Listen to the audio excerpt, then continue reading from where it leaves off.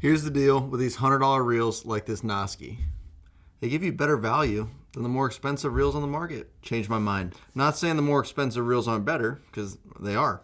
But is the Stratic $150 better than this Nasci? I mean, you got to answer that for yourself. So today we're going to go over 3 reels, all at the $100 price point. We're going to discuss why they're the best value, and we're even going to help you decide which one to pick based on how you fish. So Branson did this video and discussed this about a year ago, but things have changed since then. So we did the Nasci versus the BG, but the problem now is the BG is $139, so it kind of prices itself out of this $100 category and no longer makes it a great value in my opinion. We stock hundreds of spinning reels on that wall, and there's tons of different price points, there's tons of different brands, there's tons of different sizes, but not all of them are great value. Sure, there's amazing reels on the wall that are expensive, they're way better than the cheap reels, but are they necessarily a better value?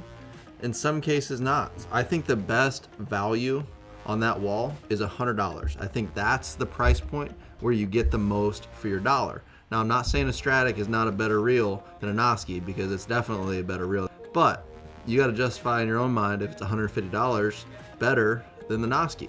For some people it is, for some people it's not. One thing I like about this price point is it's not the bottom end of all of these companies. So a lot of these companies make reels that are $30 or $40. So you're not getting the bottom of the barrel, you're getting upgrades. Now it's far from the upper echelon reels, but you're not getting the bottom of the barrel. There's technology, there's features you're getting in these reels above their entry level reels. So the 3 $99 reels that we're gonna be discussing is the Shimano Nasci, the Daiwa Exceller LT, and the Penn Fierce 4. Just keep in mind as we're handling these reels, the sizes I grabbed for this video are all 3000 size, so it's a super popular inshore size, but all the specs I'm going over are for the 3000 size. So with these 3 reels from 3 of the most popular brands, how do you know what to buy? I mean, they're all the same price point like we've talked about. It can be a little confusing. Let's just make it very simple. If you're rough on your gear, this is 100% the reel you should choose from these 3. This has got a full metal body on it. It is going to hold up so much better if you're bumping it up constantly into the gunnels of the boat, you're bumping it in the back of your truck, you drop your stuff, you're just rough on it, or you're going to hand it to somebody that you're not sure about, how they are with their fishing stuff. Are they going to drop it? Are they going to break it? Durability with this reel is the least of my concerns when comparing them to the other reels. Now the harder decision is the Exceller LT and the Shimano Nasci. They're both very similar. I mean, they're almost the exact same color. They're very similar in feel. They're very similar in weight. So let's go through some of the specs. The Nasci has 20 pounds of drag. It weighs 8.5 ounces, holds 200 yards, a 10-pound braid, reels in 36 inches of line per handle crank, and has 6 bearings, 5 plus 1. Daiwa also has 6 bearings, retrieves 31.6 inches of line per crank, weighs 7.2 ounces, holds 250 yards of 15-pound J braid, and has a maximum of 22 pounds of drag. That line capacity is going to be the biggest difference between these 2 reels. So Shimano uses Power Pro because that's their brand. They use that to make that line rating for their reels. So the 10-pound Power Pro they use is 0.15 millimeters in diameter. That's how they came up with that capacity. Daiwa uses J braid because that's their brand. The 15-pound J braid they use is 0.19 millimeters in diameter. So just take that into consideration. I mean, realistically, if you're using 10 or 15-pound braid, Power Pro, J braid, Master braid, whatever the heck you're going to use, if you're using 10 or 15-pound on either one of these reels, it's going to have plenty of capacity for whatever you're doing. Now, if you want to do something specific, unique, crazy, and use something like 20, 30, whatever, you might run into some issues, but that's because of your line choice, not because the reel couldn't handle it. But let's take these 2, let's get them in the hand, let's see how they feel, see if there's any difference.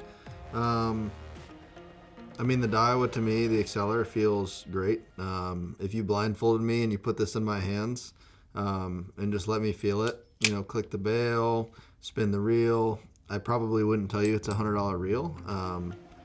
The smoothness on it, to me, it feels more expensive than a $100 reel.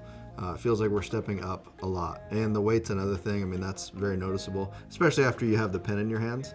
But again, the action just feels, it feels great. The reel feels tight. It doesn't feel like there's anything loose. There's no play, in the handle, which you can sometimes get. between the spool or the rotor and the handle. But there's nothing here. I mean, it feels very well put together and just feels really nice. Here's the Nasci. Definitely, well, I'm shocked. I mean, it's noticeably heavier. That 1.5 ounces, I think I feel right away. It might be in my head, but I'm convinced I can feel the difference. The bail feels great. Bails, maybe the action on the bail is probably a little smoother on the Nasci than it is on the Exceller LT.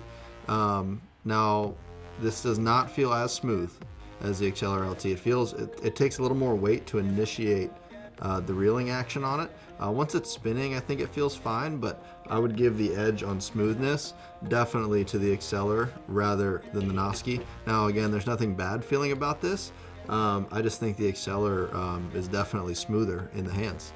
You're gonna be throwing artificials all day, sun up to sundown, 8-10 hours. You might actually see a little bit of value in the lighter reel of the Exceller. It's only 1.5 ounces lighter roughly, but you might notice that if you're fishing the whole entire day, throwing baits non-stop. So to kind of wrap up here, if it's my money, if I'm spending $100 on a spinning reel, I'm gonna be buying the Exceller every single time. It just feels so good in the hands. It's so smooth. I feel like the value for $100 is fantastic on this reel. But I throw artificials. I don't throw bait almost ever.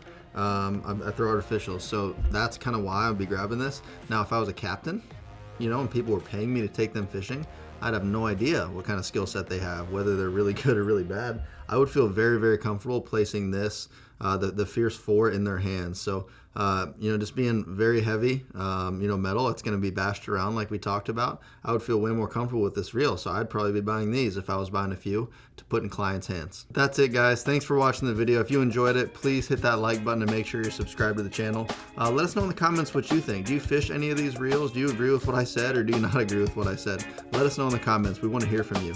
But make sure you subscribe, guys, and we'll catch you in the next video.